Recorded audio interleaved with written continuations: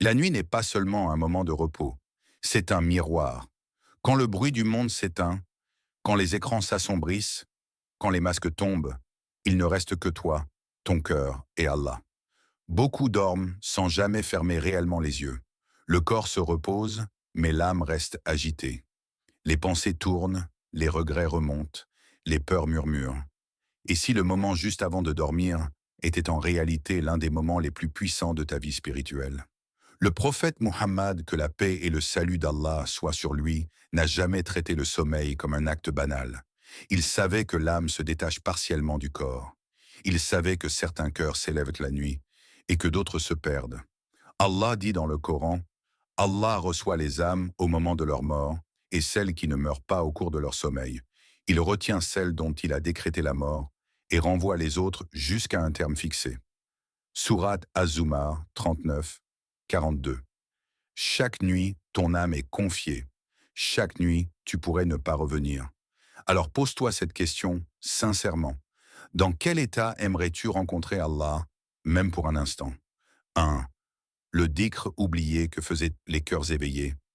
Il existe un dhikr simple, pas spectaculaire, pas impressionnant aux yeux du monde, mais redoutablement efficace pour celui qui le comprend. Ce dhikr ne demande ni isolement extrême, ni voix élevée, ni posture particulière. Il demande autre chose, bien plus rare aujourd'hui, un cœur éveillé. Le prophète Mohammed, que la paix et le salut d'Allah soient sur lui, accordait une importance immense à ce moment précis avant le sommeil. Non pas parce que la nuit serait magique, mais parce que l'être humain, à cet instant, est dépouillé. Les distractions s'éteignent, les rôles sociaux tombent, le serviteur redevient ce qu'il est réellement, faible, dépendant, en besoin. Les compagnons du prophète, que la paix et le salut d'Allah soient sur lui, comprenaient cela. Ils savaient que la foi ne se mesure pas seulement dans les grandes actions visibles, mais dans ces instants silencieux où personne ne regarde, sauf Allah. Même blessés, même épuisés par les combats, même accablés par les responsabilités, ils ne négligeaient pas ce dhikr avant de dormir. Ils savaient que la nuit est un dépôt et que l'âme peut être reprise ou rendue. Le prophète, que la paix et le salut d'Allah soient sur lui, a transmis une parole claire. Celui qui se couche en ayant mentionné Allah, aucun mal ne l'atteindra durant la nuit. Rapporté par Al-Bukhari. Cette parole n'est pas une promesse de confort, mais une promesse de protection. Elle ne dit pas que les épreuves disparaissent, mais que le cœur n'est plus laissé seul face à elles. Ce dhikr n'est pas une formule mécanique à réciter en comptant les minutes. Ce n'est pas un talisman. C'est un acte de tawakkul réel, un moment où le serviteur reconnaît intérieurement. Je ne me maîtrise même pas pendant mon sommeil. Ô Allah, je me remets à toi. Beaucoup prononcent le nom d'Allah avec leurs lèvres. Peu descendent avec ce nom dans leur cœur. Or, Allah ne regarde ni la voix ni la vitesse, mais l'état intérieur. Allah dit clairement, c'est par l'évocation d'Allah que les cœurs se tranquillisent. Sourate Ar-Ra'd 13, 28. Allah ne parle pas ici des corps fatigués. Il ne parle pas des pensées agitées. Il parle des cœurs. Car le cœur, quand il est apaisé, supporte ce que le corps ne supporterait jamais seul. Dans une autre parole divine, Allah rappelle une réalité que beaucoup oublient avant de dormir. Et il est avec vous où que vous soyez. Sourate Al-Hadid 57.4. Même dans l'obscurité d'une chambre, même quand les yeux se ferment, même quand le monde disparaît, le dhikr avant de dormir est une manière de reconnaître cette présence. Une manière de dire sans discours, je sais que tu es là, même maintenant. Alors pose-toi cette question, sans répondre à voix haute. Quand as-tu ressenti pour la dernière fois une tranquillité qui ne dépendait ni de l'absence de problème, ni de la fatigue du corps, mais simplement du fait de te savoir entre les mains d'Allah? 2. L'histoire de celui que l'angoisse ne laissait plus dormir. Il s'appelait Yassine. Rien dans sa vie ne semblait exceptionnel vu de l'extérieur. Un travail stable, une famille, des responsabilités assumées. Aux yeux des autres, il faisait partie de ceux qui tiennent le coup, de ceux qui avancent sans trop se plaindre. Mais la nuit racontait une autre vérité. Dès que la lumière s'éteignait, son corps se raidissait. Le silence devenait lourd. Sa poitrine se serrait comme si quelque chose pesait dessus. Les pensées arrivaient sans prévenir, les unes après les autres, sans ordre, sans pause. Des regrets, des peurs, des scénarios qui n'avaient parfois jamais existé, mais qui semblaient soudain réels. Il passait des heures les yeux ouverts, regardant le plafond. Le sommeil devenait un combat, et chaque nuit une épreuve. Il disait souvent, avec un sourire fatigué, « Le jour, je tiens debout. La nuit, je m'effondre. » Il avait essayé beaucoup de choses, se fatiguer davantage pour tomber de sommeil, s'occuper l'esprit jusqu'à l'épuisement, ignorer ce qui se passait à l'intérieur. Rien ne durait. Un soir, particulièrement lourd, il rentra chez lui vidé. À la mosquée, quelques jours plus tôt, une phrase avait été prononcée presque comme un rappel discret. « Ne dors pas sans remettre ton âme à Allah. » Ce soir-là, il ne chercha pas à s'endormir. Il n'éteignit pas ses pensées. Il ne força rien. Il s'assit simplement sur son lit, le dos droit, les épaules lourdes. Il ferma les yeux, non pas pour fuir, mais pour faire face. Il commença à se dire lentement. Pas comme une récitation rapide. Chaque mot était posé, chaque souffle comptait. Il ne demandait pas que les problèmes disparaissent. Il ne demandait pas un miracle immédiat. Il disait intérieurement, « Oh Allah, je n'y arrive plus. Je ne contrôle plus ce qui m'habite. Je te confie ce que je porte. » Les premières nuits, rien ne changea extérieurement. Les mêmes responsabilités, les mêmes inquiétudes, le même monde. Mais quelque chose, très subtilement, commença à se calmer à l'intérieur. Comme si le cœur cessait enfin de lutter seul.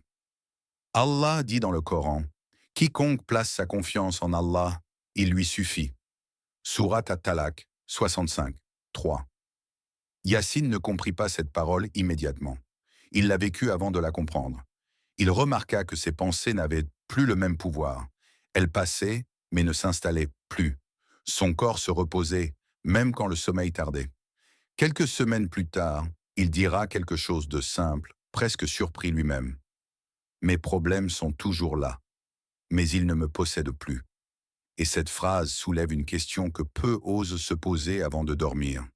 Et si ton épuisement ne venait pas de tout ce que tu portes, mais du fait que tu refuses encore de le déposer entre les mains de celui qui n'oublie jamais? 3. Ce que le cœur entend quand la langue se tait. Le dhikr avant de dormir n'agit pas seulement sur ce que l'on ressent. Il agit sur ce que l'on ne voit pas. Il existe une dimension de la vie spirituelle que le bruit du jour empêche d'entendre. Les paroles, les obligations, les images, les urgences finissent par saturer l'âme. Le cœur parle encore, mais il n'est plus écouté. La nuit, au contraire, impose le silence. Et dans ce silence, quelque chose d'autre commence à se manifester. Quand la langue se tait, le cœur reprend sa place. Quand le monde se retire, l'âme n'a plus d'écran derrière lequel se cacher. Le prophète Muhammad, que la paix et le salut d'Allah soient sur lui, connaissait cette réalité intérieure.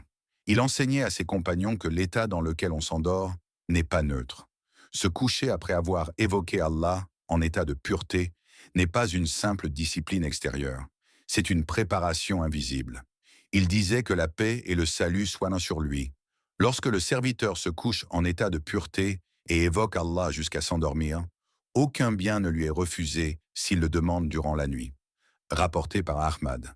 Cette parole ne parle pas seulement de demandes formulées avec des mots. Elle inclut aussi les demandes silencieuses du cœur, celles que l'on n'ose pas toujours exprimer, celles qui restent enfouies par pudeur, par peur ou par fatigue. Pourquoi la nuit? Parce que les distractions meurent, parce que l'âme n'est plus occupée à se défendre, parce que la sincérité n'a plus besoin de se justifier. La nuit, Allah n'interroge pas le serviteur sur son apparence. Il n'interroge pas sur ses discours. Il regarde ce qui demeure quand tout le reste disparaît. Allah dit dans le Coran, « Ne savent-ils pas qu'Allah connaît ce qu'il cache et ce qu'il divulgue ?» Sourate Al-Baqarah 2,77. Ce verset ne vise pas seulement les actes visibles, il vise les intentions, les peurs, les pensées inavouées, ce que le serviteur garde même loin des autres, parfois même loin de lui-même. Le dhikr avant de dormir devient alors une réponse silencieuse, une manière de dire sans parler « Je sais que tu sais, je n'ai plus besoin de cacher ». Dans ce moment, le cœur cesse de négocier. Il ne cherche plus à paraître fort. Il n'argumente plus. Il s'incline intérieurement. Allah rappelle ailleurs. Il connaît la trahison des regards et ce que les poitrines dissimulent. Sourate Ghafir 40-19. Quand cette vérité s'installe dans la conscience, quelque chose se détend. Non pas parce que tout est réglé, mais parce que la lutte intérieure cesse. Le cœur n'a plus besoin de porter seul ce qu'il ne peut contenir. Le dhikr, avant de dormir, ouvre cet espace. Un espace où l'âme se montre telle qu'elle est réellement. Sans filtre, sans défense. Et cette question reste suspendue dans le silence de la nuit, sans demander de réponse immédiate. Que caches-tu encore à Allah, alors qu'il te voit déjà, et qu'il t'attend précisément dans cet abandon-là? 4. Quand les destinées changent sans bruit. Les grandes transformations ne font pas de bruit. Elles n'annoncent pas leur arrivée. Elles ne bouleversent pas tout en une nuit. Elles commencent souvent dans un lieu que personne ne remarque. Une chambre silencieuse, une lumière éteinte, un cœur fatigué qui cesse enfin de résister. Il y a cette femme qui portait une blessure ancienne, une parole jamais digérée, une trahison qu'elle répétait intérieurement depuis des années. Elle priait, elle invoquait, mais son cœur restait dur. Chaque nuit, avant de dormir, elle ressentait le même poids. Un soir, elle ne demanda plus la justice. Elle fit simplement ce dhikr, lentement, en demandant à Allah de changer ce qu'elle n'arrivait pas à changer seule. Pas le passé, pas les autres, son propre cœur. Il y a cet homme prisonnier de ses péchés. Pas ceux que tout le monde voit, mais ceux que la nuit ravive. Il avait promis d'arrêter, des dizaines de fois. Chaque promesse brisée l'éloignait un peu plus de lui-même. Un soir, il cessa de faire des promesses. Il s'endormit après avoir remis sa faiblesse à Allah, sans justification, sans discours intérieur. Juste cette reconnaissance honnête. Je ne suis pas celui que je veux être, mais tu sais ce que je cache. Il y a ce jeune perdu dans ses choix. Rien de dramatique, mais rien de clair. Des chemins ouverts, aucun qui apaise. La journée, il avançait sans réfléchir. La nuit, l'angoisse revenait. Il commença à faire ce dhikr sans comprendre immédiatement. Non pour obtenir une réponse, mais pour demander une direction intérieure. Une clarté qui ne dépend pas des circonstances. Aucun d'eux n'a changé en un jour. Aucun n'a vu sa vie se transformer soudainement. Mais quelque chose s'est déplacé, lentement, à l'intérieur. Ils ont changé par une habitude, par une fidélité discrète, par un geste répété quand personne ne regardait. Chaque nuit, le même abandon, la même invocation, la même remise sincère à Allah. Allah rappelle une loi spirituelle fondamentale. Allah ne modifie point l'état d'un peuple tant qu'il ne modifie pas ce qui est en eux-mêmes. Sourate Ar-Ra'd 13-11. Ce verset ne parle pas de grands discours. Il parle de transformation invisible, celle qui ne se voit pas encore, mais qui prépare tout. Modifier ce qui est en soi ne commence pas toujours par des actes visibles. Cela commence parfois par arrêter de lutter seul, par reconnaître que certaines chaînes sont intérieures, par accepter que le cœur a besoin d'être rééduqué doucement, nuit après nuit. Et si ce changement intérieur ne demandait pas plus d'efforts, mais plus de sincérité, et s'il ne commençait pas quand tout ira mieux, mais précisément quand tout est encore fragile, ce soir, avant de dormir, quand plus personne ne te regarde, sauf Allah, celui qui voit ce que la nuit révèle et ce que le jour dissimule encore, une nuit peut suffire. Peut-être que cette nuit sera comme les autres. Ou peut-être qu'elle marquera un tournant. Le dhikr avant de dormir n'est pas une promesse de facilité. C'est une promesse de présence divine. Et parfois, c'est tout ce dont l'âme a besoin pour survivre, puis renaître. Allah dit, « Et quiconque se tourne vers Allah d'un repentir sincère, Allah accepte son repentir. » Sourate Al-Furqan 25-71. Alors ne dors pas comme si demain était garanti. Ne dors pas comme si ton cœur pouvait attendre. Essaie ce dhikr, pas pour voir ce qui va changer autour de toi, mais pour découvrir ce qui va changer en toi.